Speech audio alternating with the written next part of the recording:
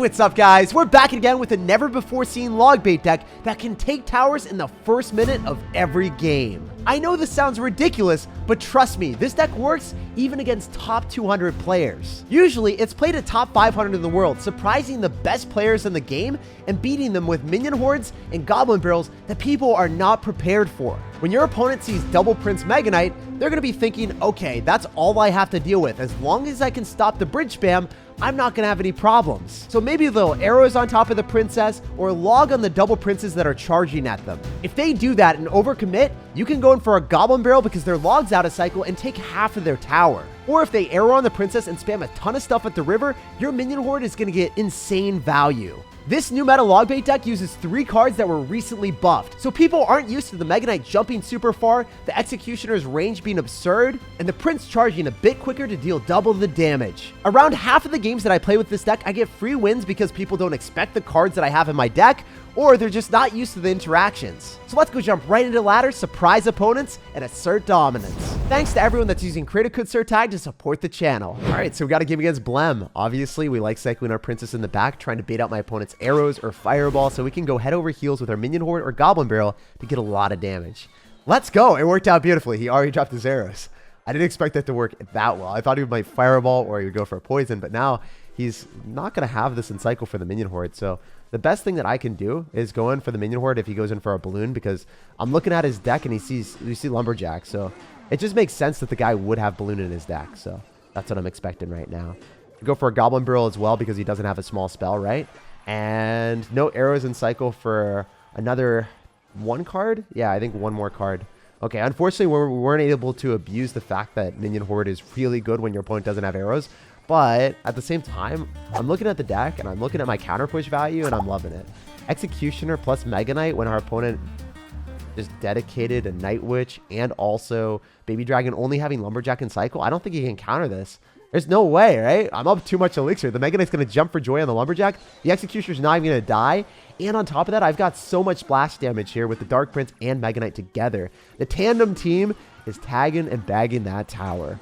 That is beautiful because the bats don't do anything at all. Like, they are able to get 1 hit on my tower because they're clumped up, but that's it. And usually if you cycle bats at the river, they're never going to get a hit. But since they stack up because they're targeting 1 card, then they're able to get so packed together that one of them is able to lock onto the tower. So that's the reason why he was able to get the hit there if you guys didn't know. I'm going to go for a Prince on the same side as the Golem. It's kind of risky sometimes if you do that, because Prince has got very high damage per second and you don't necessarily want to let it die that quickly, but this is how we're going to be playing today. If I go for Princess, I'm expecting him to arrows this. Ooh. He's going to have to arrow the skeleton army now with the Princess. There's no way he lets that go. Are you serious? The Executioner killed everything. Wow. I guess that's why you don't use Golem Night Witch in a meta where people are running Executioner. I just lined up the Executioner with the Golem, and then his entire push got wrecked. I can go for a Prince as well, and then I can build up a more aggressive stance with the Goblin Barrel. I think he just left the game. I don't think he wants to play this game anymore. You know what? It makes sense. This deck is really, really good into beatdown pushes. You beat them down with your Executioner and your Prince. The combination is something that I didn't think would work this well, and it's pleasantly surprised me. All right, let's see if we can fulfill this man's destiny. And his name, he's just kind of wanting the absolute doom to be impending on his towers. So I'm going to go for the Executioner in the back. Most of the time when they see Executioner cycle, they're like, oh, all the anti-AR cards are out of cycle. Let's go and spam on the other side. They go right into a minion horde. And then they're just like, wait, why did I do this to myself? So we've got like 10 surprises around a corner, even though we've got an 8-card deck. That's a Mother Witch with Mega Minion and Fisherman. So this is definitely Royal Giant. Royal Giant has to be the worst matchup for our deck. Out of everything in Clash Royale, this is like the one deck I wouldn't want to play against. Specifically because if you think about our deck holistically, we don't have any buildings. So every time he gets the chance of going for a Royal Giant, it will always get damaged. My Prince doesn't finish it off fast enough. I kind of have to rely on very aggressive counter push. So I'm going to go in for a Goblin Barrel here with the Mega Knight coming at him. Maybe we're able to get enough value. Log comes down, it knocks back the Mega Knight, but it's locked onto the tower, so we're kind of coming back in business. Let's go, baby. All right, so unfortunately as well, he's got Fireball instead of having Lightning. If they've got the Lightning version, the Minion Horde can kind of wreak havoc on them. Also, him having the Mother Witch with Fireball means that I have to be very careful about dropping Princes and maybe going in for Executioners or Mega Knights so that he doesn't get too many piggies rolling at us. If I Princess on the other side, it's going to be able to kill the Mega Minion, so that's worth it. Just to make sure that we get 2 Princess shots. If you don't get 2 Princess shots, the Mega Minion will get a hit on the tower. Gotta get that second one, please. Oh, no. I didn't drop it fast enough. He's going to Fisherman, so I'm going to make a prediction with my Prince. And then we can maybe go for an Executioner.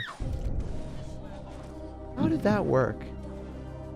I'm so confused right now. How is my Princess not dying? How did she get pulled? The Prince was clearly in front of it. And then she was clearly pulled to the other side, and then she still wasn't dying. That doesn't make any sense. So I knew that he was going to probably do something like that, like going for a Royal Giant since Double Elixir was happening. So I meant for a Mega Knight at the river. He's going to Fireball here, but the Mega Knight's still going to jump onto the tower, so that's worth it for us. So he's going to have Fisherman and Cycle pretty soon. It's better for me to go in for a Dark Prince. And then we can go for a Goblin Barrel, so then we can use our Skeleton Army. So Skeleton Army is going to be able to damage down the Royal Giant because he doesn't have enough Elixir to go in for the Mother Witch immediately. And even if he does go in for the Mother Witch, we've got Executioner and we've got Mega Knight. So he's going to get a ton of piggies, but I believe in our pathway to success. We're able to finish off the Mega Minion and the Fisherman and stop it from pulling our stuff. Man, I think I got to go Princess here. I don't know if it's going to work out because he's got Log. It's pretty annoying. Okay. If I go in for a Dark Prince, I can't even kill the Royal Ghost in time, but I gotta go and try something. I'm gonna go for a Goblin Barrel a little bit further back. Try to do the cheesy plays. Come on, miss it. Miss it. You know you want to. Okay, he's too smart. He's a smart sir. We're gonna go in for Prince, and we're gonna go Skeleton Army. We are able to damage down the Royal Giant. He's gonna Fireball on the Skeleton Army, interestingly enough. Dude, you don't have Fireball for the Minion Horde. What are you doing? You're griefing right now. That Minion Horde is going directly towards the tower, knowing what it wants in life, and I don't think he's able to stop it. Come on now. Don't disappoint me here. He's logging on the Princess because he has to. And I think we walk away with the win. With the Goblin Barrel off to the side and the Minion on the tower, we secure the bag. So as you guys can see, if you play against Royal Giant, it is going to be the toughest matchup for this deck. Even if they have Fireball and Mother Witch, you can still prevail. All right, we got a game against Rammy Rage. Are you kidding me? This guy's one of my friends. He is one of the best Giant Sparky players in the entire game. So this is going to be interesting. He's usually top 200 in the world, if not, you know, top 50. So I'm playing against someone way better than me. Let's see if we can focus up and walk away the win. I would be very, very lucky. And you know what? If I can win this, then it just shows how good the deck is, because you beat someone better than you, you can kind of catch them out of surprise with like an off meta deck. But if I'm running something like super standard and I'm playing against someone better, I don't think I can make outplay potential and win. So he doesn't have Zap and Cycle, so I'm expecting to get more value with the Minion Horde right now, and we're able to kill everything at the river. Wait, are you serious? Am I just going to luck my way to the victory? The minions are going to stay alive. The Goblin Barrel is coming down. He has no Elixir. All right, well, we just hopefully beat someone that's a top 200 ladder player.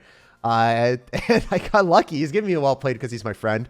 But in reality, guys, I literally just dropped my units at the river and won a bridge battle with cards that my opponent wasn't expecting. So for the rest of the game, I'm just going to try to defend. It's going to be pretty boring. Yeah, so I was actually almost able to take his second tower, and he wasn't even able to leave a dent in mine. As you can see, he is a pretty consistent top 200 ladder finisher, and he's also gotten over 8,000 trophies. So he's a bit better than me.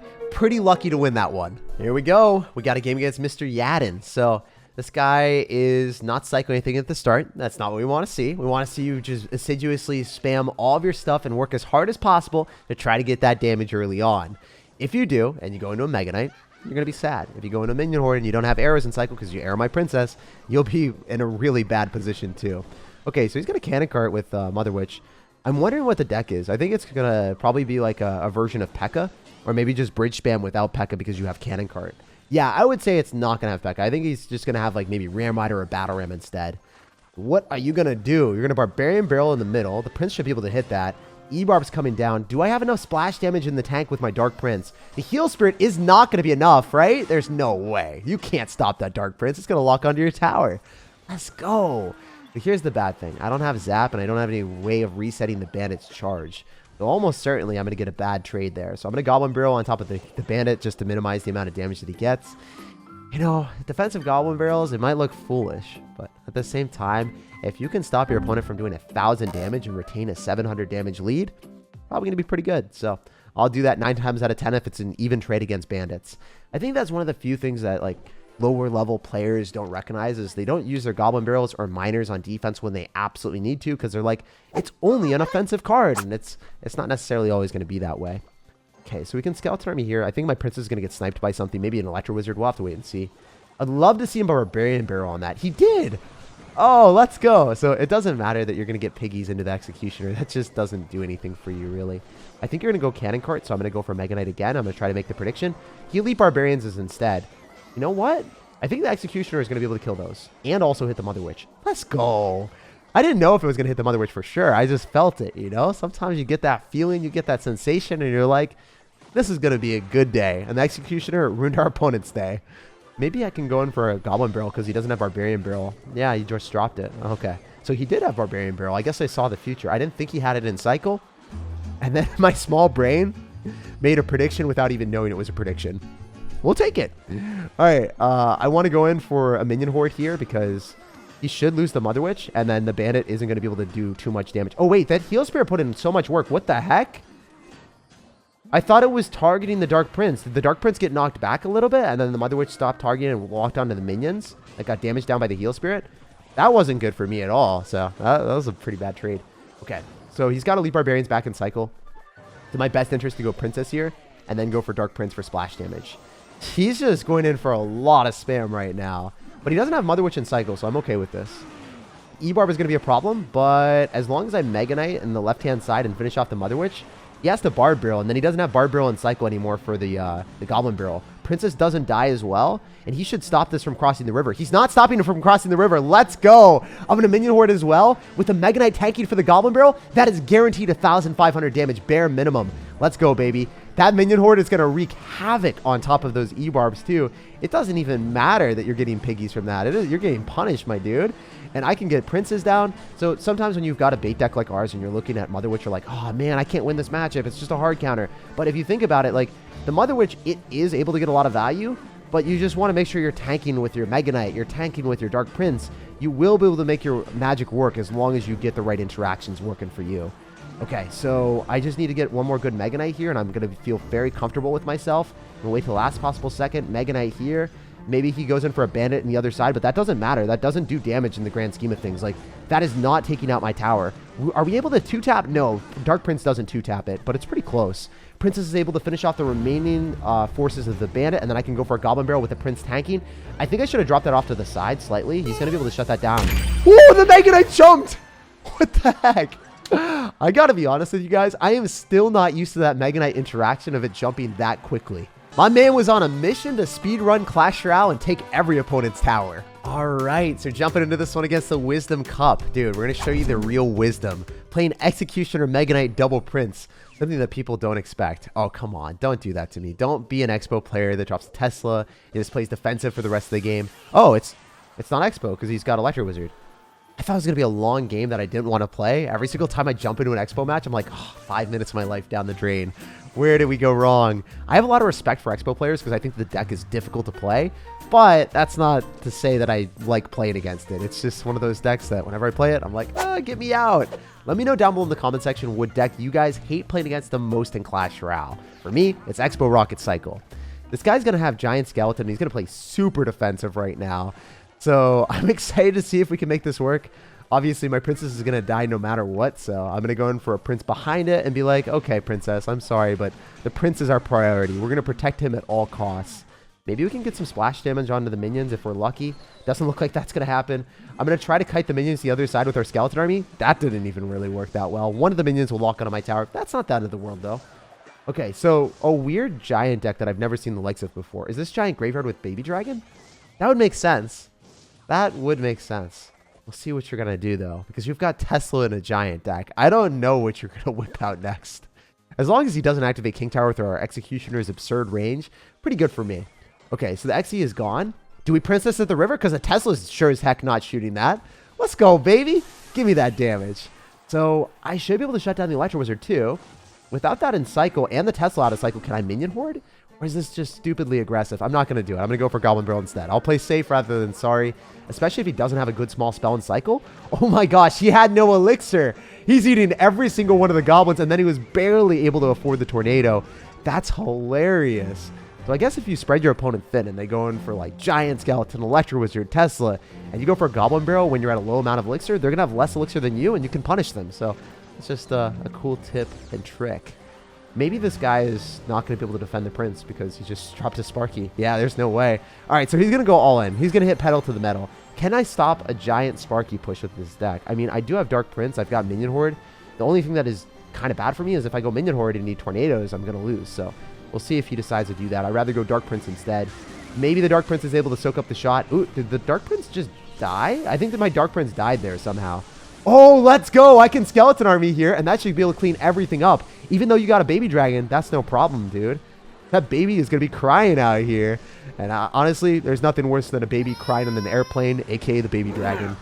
My goodness, flying high in the sky, and that thing is going to cry because it's not able to lock onto my tower, and it's definitely not doing enough damage, bro.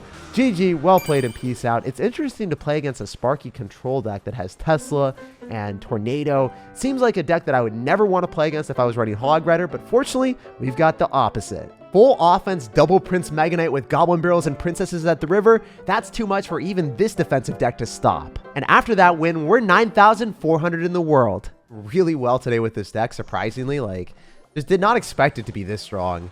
Double Princess is going to body block the Hog Rider? Oh, okay. So I dropped my entire elixir bank to counter the Hog Rider, but at least we're getting counter push. It's essentially a free Dark Prince if you think about it. 4 elixir Hog Rider, 4 elixir Dark Prince. I'll take that trade. Yo, wait, are you serious? We're baiting out the log too? This is hilarious. The Double Princess is going to give me 1,500 damage and the log out of cycle for our opponent. So we'll see if he has an answer to the Skeleton Army now. He has to go Fire Spirit, so he won't have that for the Minion Horde. You know what? I can go Goblin Barrel and pray that you don't have Fireball. If you have Fireball and you hit everything at once, I'm going to look like a fool. I should have dropped that further back so that you weren't able to hit everything at once. Oh, you still weren't able to. Yo, Flash, I'm sorry. Your tower just crashed down. Bro, in the blink of an eye and a snap of the fingers, in a flash, your tower is now the damsel in distress. It's really cool seeing the pixelated tower eventually like decay over time. I don't know if you guys noticed that. But yeah, if your opponent makes a mistake against this deck, that will be their last mistake. There's no way to come back into an Executioner, Double Prince, Mega Knight, Skeleton Army deck. Just got some of the best defenses in the game. And the guy knew it too. He completely dipped out of that one and did not want to play. Honestly, I don't blame you. It's just going to be a whole bunch of wasted time if you tried to play that one out and tried to cycle all of your Hog Riders into Mega Knights. So after that win, we are 7,000 in the world, and this deck has been supremely successful. Like, subscribe for more daily videos, and have an awesome rest of your day.